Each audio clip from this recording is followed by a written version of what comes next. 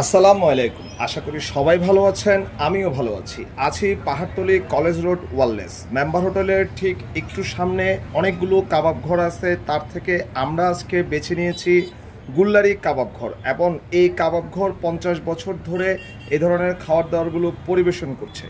এখানে খাবার দাবারের মধ্যে রয়েছে চিকেন টিক্কা, চিকেন শিক কাবাব, লিভার ফ্রাই, বট ভুনা এবং আরও অন্যান্য খাবার।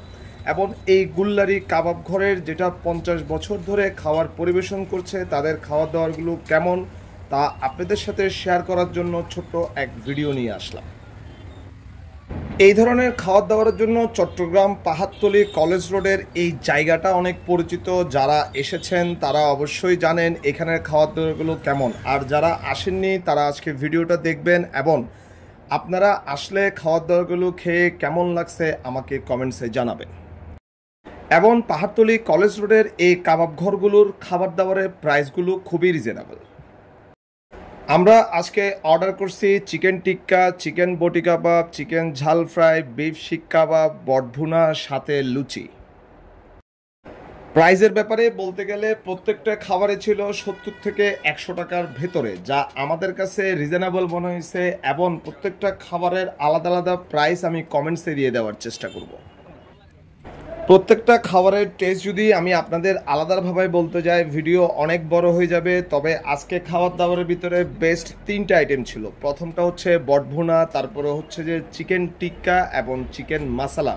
বাকি খাবার দাবারগুলো ভালো, কিন্তু এই 5টা খাবারের ভিতরে আমার কাছে বেস্ট এই 3টা খাবারই মনে হয়েছে। সাথে তাদের বানানো সালাডটা ছিল অসাধারণ, কিন্তু বিফ শিক কাবাবটা আমাদের খুব একটা ভালো লাগেনি কারো কাছে।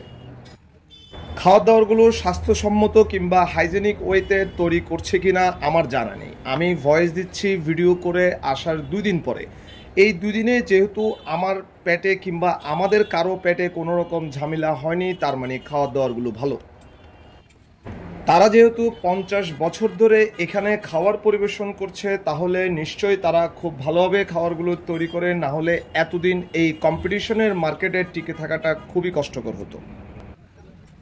আজ তাহলে এ পর্যন্ত ভিডিও শেষ করে দিব, এবং ভিডিও শেষের দিকে প্রত্যেকটা ভিডিওতে একই কথা বলি, আমার ভিডিও যদি আপনাদের ভালো লাগে পেজটা ফলো দিবেন, ইউটিউব থেকে দেখলে সাবস্ক্রাইব করবেন। আজ তাহলে এই পর্যন্ত, আবারও আসবো নতুন কোনো ভিডিও নিয়ে। আসসালামু আলাইকুম।